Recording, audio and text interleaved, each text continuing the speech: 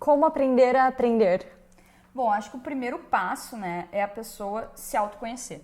Então, assim, saber que, eu sou mais visual, ou eu sou mais auditiva, ou eu sou mais sensorial, né? Eu preciso ver as coisas, tocar nas coisas, ver a textura das coisas. Depois disso, cada pessoa vai ter uma metodologia. Então, tu falou ali, eu primeiro eu leio em voz alta, aí depois... O que tu faz mesmo? Não, eu leio em voz baixa. Voz baixa. Aí depois, eventualmente eu estudo ouvindo alguma coisa. Quando eu vou estudar para o simulador, a melhor forma para mim é fazer o teatro mesmo. Então eu sento até na ponta do sofá, assim, para conseguir ter mobilidade dos pés e simular o monomotor, sabe? E falando todos os call-outs alto, mas assim, depende do tipo de assunto. Então, um sistema, eu leio primeiro baixo e o mapa mental é o último dos recursos que eu uso. Às vezes eu faço um pouco de cards de memorização também, com limitation, essas coisas. Lembro que quando eu tava voando IFR, eu fazia uns cards antes de ir para sessões. Então, são alguns dos recursos que eu utilizava, assim, sabe? Sim. Tá, e tu identificou isso ao longo da tua formação. Né? Porque todo mundo gosta de resumo. No começo, eu tentava fazer resumo. Aí eu acabava vendo que eu copiava um monte de coisa do livro, não funcionava nada. Perdia um tempão. Deixava um negócio mal bonito, assim, todo colorido, mas que eu mesma não tinha absorvido nada. Nada. Então, acho que o primeiro ponto, assim, é a pessoa se conhecer e criar algumas ferramentas que funcionam para ela, né? Então, não é porque todo mundo fazendo resumo que tu tem que fazer resumo. Exato. Não é porque todo mundo faz uma autoexplicação que tu tem que fazer uma autoexplicação. Então, tu identificar o teu estilo e o que tu gosta e funciona, porque não adianta também gostar e não funcionar, né? Tipo, ficar lindo os resumos, mas... Então, assim, acho que esse é o primeiro ponto.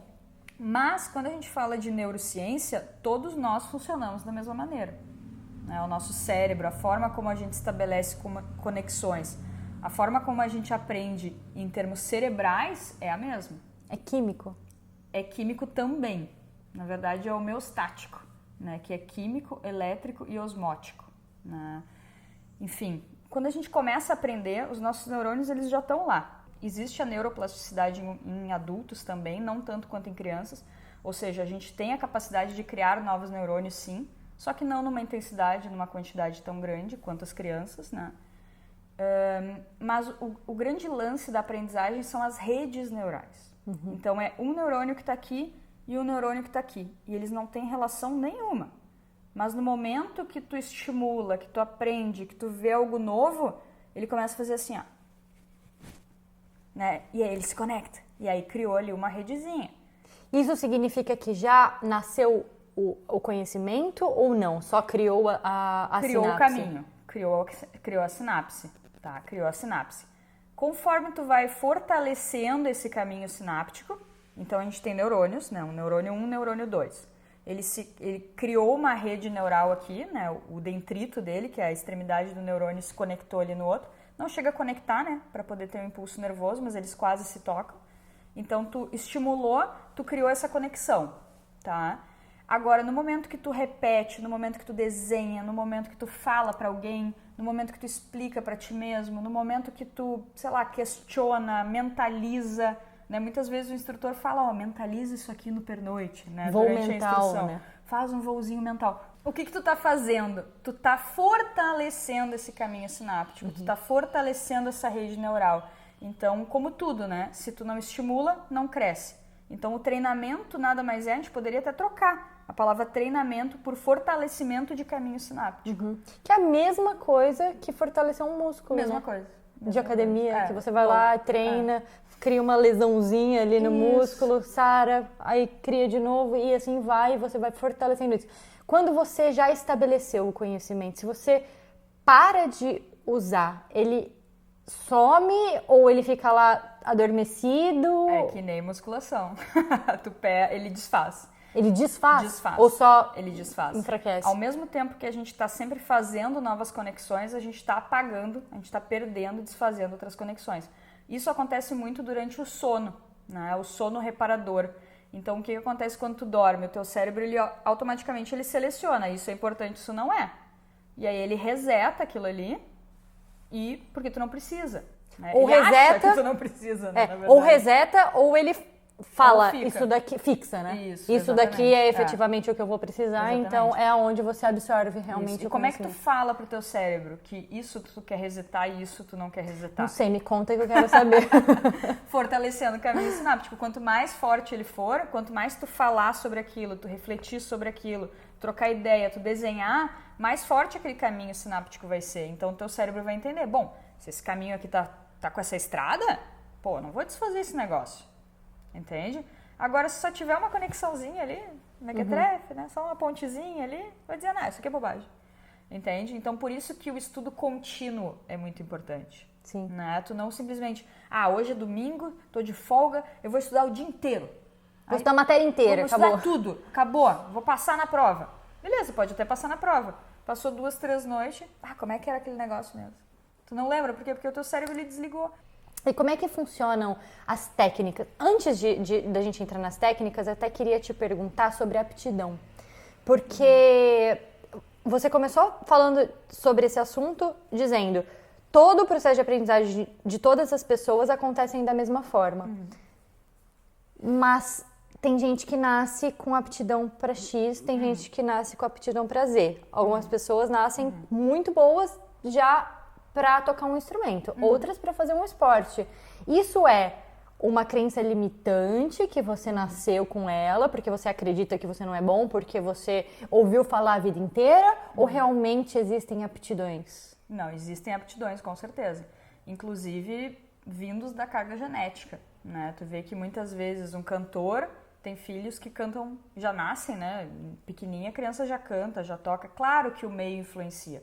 Mas, sim, existem pessoas que já nascem, todos nós nascemos, né, com determinadas aptidões para determinadas tarefas, para determinadas coisas, né, seja instrumento, seja para leitura, seja para oratória, seja para comunicação, seja para voar. Então, assim, existe sim uma carga bem considerável genética, mas isso não é determinante, né? Então, se uma pessoa ela quer, por exemplo, cantar, ela pode aprender a cantar.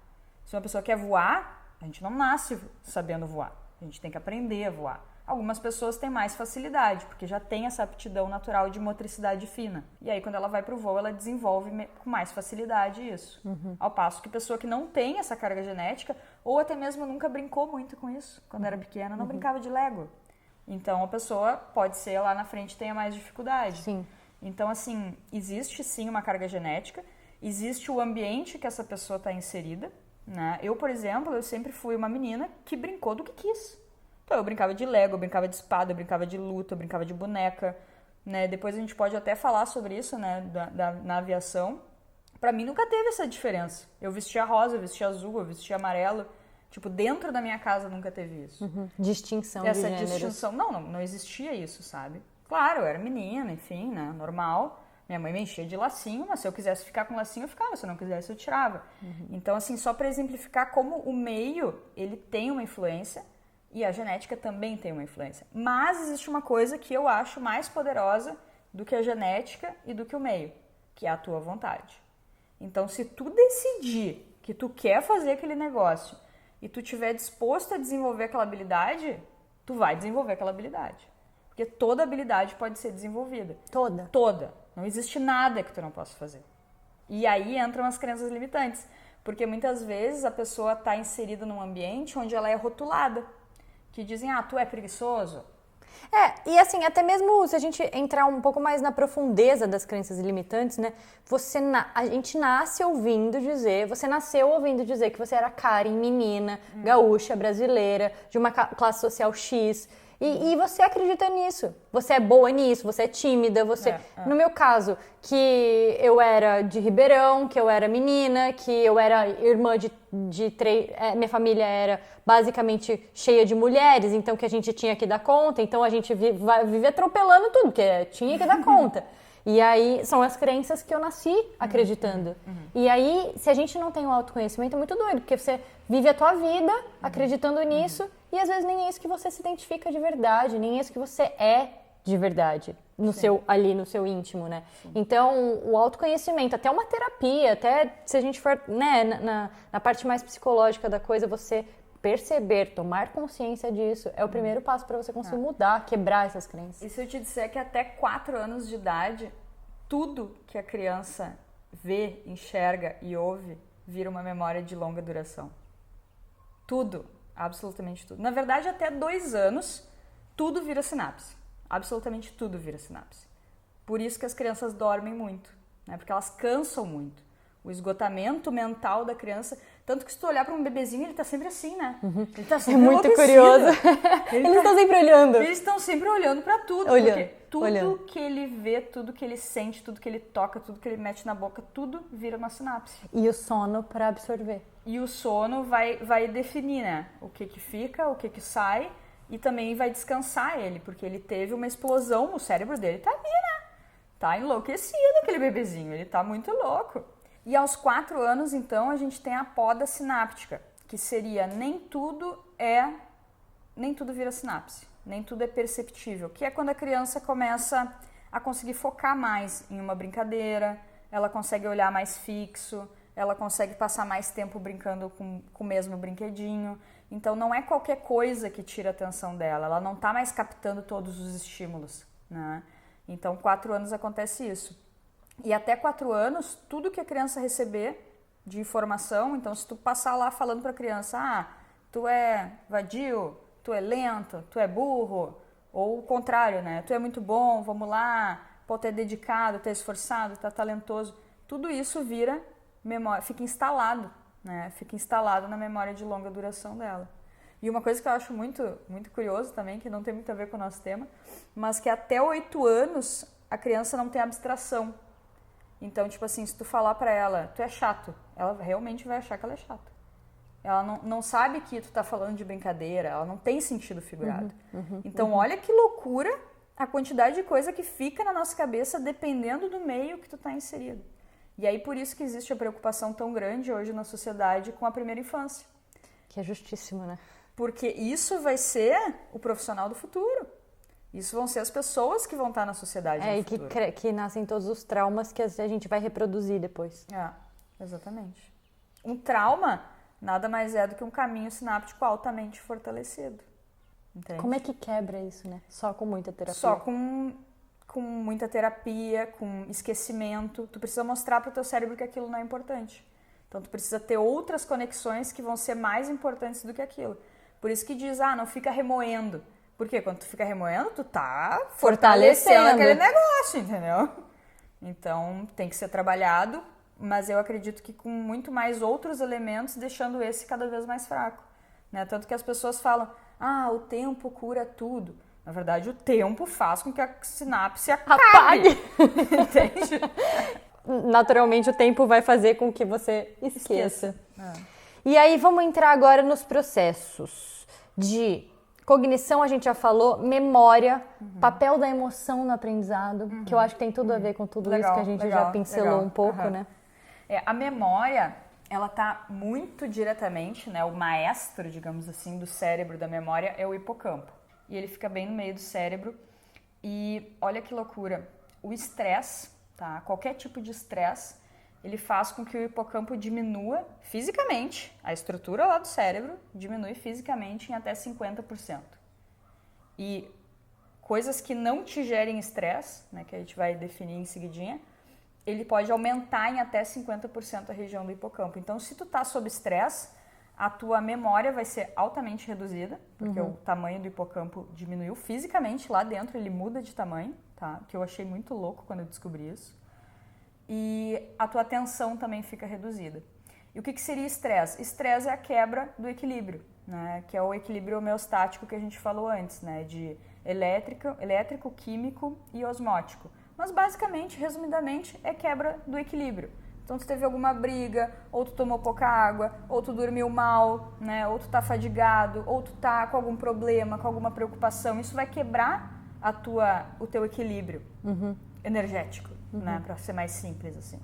Então, isso vai impactar na tua memória. Ao passo que, se tu te alimentar bem, se tu dormir bem, se tu fizer atividade física, se tu tiver bons relacionamentos, se tu aprender coisas novas, se tu for uma pessoa disposta a receber estímulos, a receber outros pontos de vista, né? A abrir a tua mente, tudo isso contribui para que tu não tenha estresse, ou seja, mais resistente ao estresse.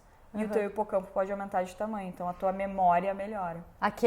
Uma questão que você deixa os teus hormônios equilibrados mesmo, né? Todos os sistemas trabalhando de uma forma saudável vão contribuir para o bom funcionamento do teu cérebro de forma física e química. E essas pessoas que optam, às vezes optam e às vezes não têm opção, passam por estresses absurdos para atingir resultados gigantescos. Então, por exemplo, militares, que o estresse e a disciplina e o treinamento, ele é muito rigoroso e tem uma carga de estresse muito grande. Eu nem tenho referências militares, mas assim, só para dar um exemplo. Entendi. Ou outras pessoas que passam por estresses na vida, de guerra, e que acabam adquirindo por outras vias esse tipo de conhecimento. Porque também sofrem essa redução dessa parte do cérebro, né? Como é que funciona daí? Com certeza, no momento do estresse, o hipocampo dessa pessoa vai estar reduzida e a capacidade de memória e atenção dela vai estar reduzida. E aí a gama de treinamento e de conhecimento vai ter que segurar isso. Entende? Não tem como o hipocampo sob estresse não ser reduzido. Não tem como sob estresse tu ter uma memória perfeita. Não tem como tu estar cansado, fadigado, triste e com a memória perfeita. Não tem como. Né? Então, eu acredito que a experiência, o treinamento, as demais sinapses vão ter que segurar isso aí. Mas a atenção dela com certeza vai estar reduzida. Não tem como, é físico. A importância dos nossos treinamentos em simulador. Eventualmente, se a gente tiver uma emergência, o que a gente vai ter... vai estar sob estresse. Sob estresse. E não é uma opção. Não. Você está sob estresse. Que essas sinapses estejam bem já estabelecidas, fortalecidas, para você conseguir usar isso no momento que você precisa. Tem que estar tão fortalecida ao ponto de ser quase automático. Aí, quase, porque não pode ser 100% automático. Não pode ser 100% automático, mas existem conhecimentos que vão pro automático. É como quando tu vai pegar o carro e ir pro aeroporto. Já vai automaticamente. O carro sabe e o tu vai caminho. sempre pelo mesmo caminho. Tu dobra sempre, geralmente nas mesmas zonas. Se tu dobrar numa rua diferente, tu vai ter que pensar. Por quê? Porque aquele caminho sináptico, né, sinalizou lá pro teu cabeça. Helena, sair de casa e ir para o aeroporto. Né? É assim, mais ou menos assim. Tipo voz do Google. É, a voz do Google, tá ligado? E aí dispara uma série de ações que já estão muito fortalecidas na tua cabeça. Então tu nem pensa, tu entra no carro, tu fecha a porta, tu bota lá, bota para acelerar, né? Dobra na rua tal, dobra na outra rua tal, chega, estaciona, pega o ticket, tudo isso tu faz sem pensar. Né? Inclusive o que te libera a mente para pensar em outras coisas. E geralmente tu vai dirigindo e já vai pensando, né? Bah, como é que será que tá o tempo, meteorologia? Exato. Ah, que hora que são? Será que eu vou chegar a tempo? Tá de boa? Não tá? Né? Bah, vou ter que acelerar. Já vai fazendo outras conexões porque aquela ali tá tão fortalecida que tu não tem que pensar nela. Então todo comportamento automático, ele é um caminho altamente fortalecido. Né? Tu já fez aquilo ali muitas vezes, tu já repetiu aquilo ali centenas de vezes. E o treinamento é justamente isso. É isso. O treinamento é deixar isso no automático, né? Com cuidado da palavra automático. Claro, a gente não vai tem que avaliar, né? Tem que avaliar tudo que a gente faz lá em cima. Não pode perder o poder de gerenciamento porque você tá no automático, né? Não. E pra gente finalizar, como é que funciona o processo de perda de cognição ao longo da vida, né? Com o processo de envelhecimento. E se tem alguma estratégia, alguma forma da gente atrasar esse processo? Na verdade, ele é um processo natural do ser humano, né? De envelhecimento. A gente vai amadurecendo essa rede neural numa intensidade, numa velocidade muito grande até os 30 anos. Aos 30 anos começa o envelhecimento neural. É muito cedo. Já comecei. Eu vou começar em breve.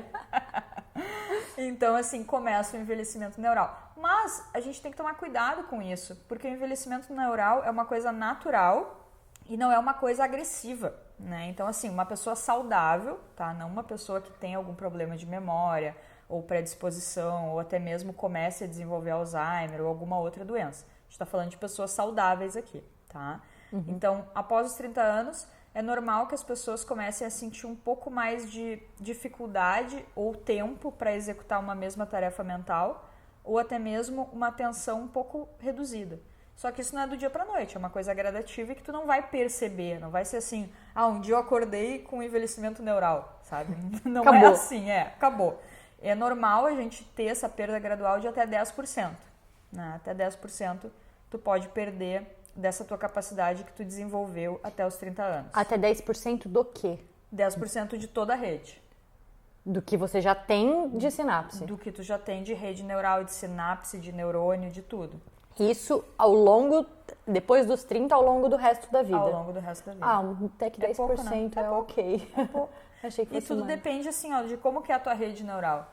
Se a tua rede neural é muito grande, tu perder 10%, tu vai ficar com uma rede grande ainda. Agora, se a tua rede é pequena e tu perder 10%, esses 10% vão impactar muito mais, né? Sim. A proporção é a mesma, mas a quantidade que sobra não é a mesma. Claro. Então, por isso que é importante, né, que a pessoa esteja sempre aberta, sempre procurando novos desafios, né? O desafio é uma coisa que faz criar muita conexão. Sim. Né? E mesmo após os 30 anos, né, que é uma idade super jovem, né? A gente fala em envelhecimento neural, até assusta, né? Mas é super gradativo, que nem tu falou, e é a partir dos 30 anos, né? E o que se pode ser feito é estimular a continuidade dessas redes.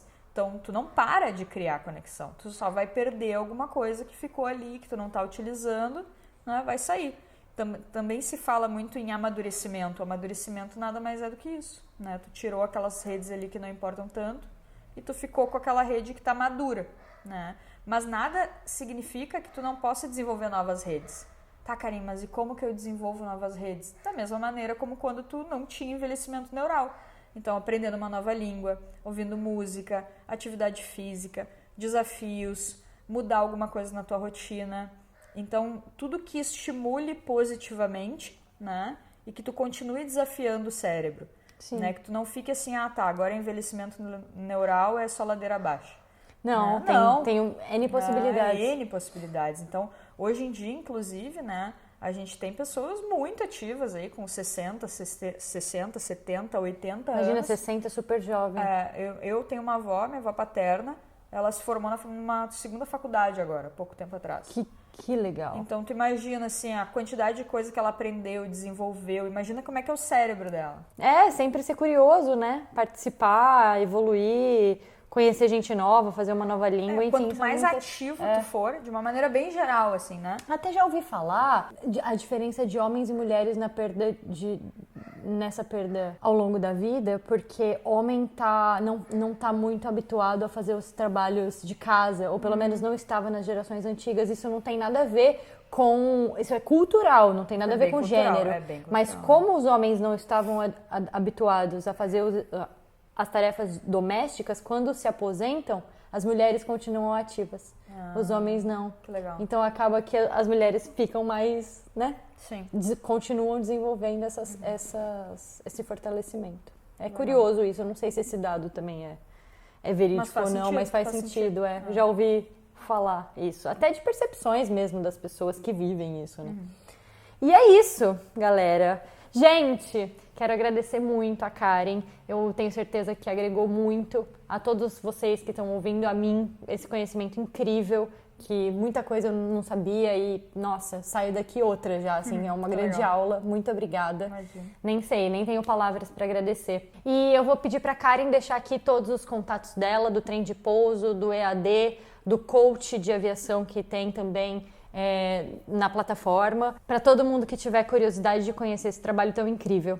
Karen, se você quiser dar todos os caminhos aí para o pessoal. Então, nós temos o site lá, né, onde o pessoal pode conhecer mais o nosso trabalho, tem depoimentos de alunos, mostra lá internamente a plataforma, quem tiver curiosidade, tremdepouso.com.br. Nosso Instagram, tremdepouso_, bastante ativo, sempre conteúdo sobre aviação, sobre formação, as principais dúvidas aí. Nosso canal no YouTube também, youtube.com/tremdepouso, também sempre conteúdo, toda semana, conteúdo novo, conteúdo atualizado, para quem está iniciando aí nessa jornada e quer começar da melhor maneira possível. Show de bola. Então é isso aí. Muito obrigada. Eu que agradeço. Por tudo. Até a próxima. Até a próxima. E é isso, galera. Te vejo no próximo voo.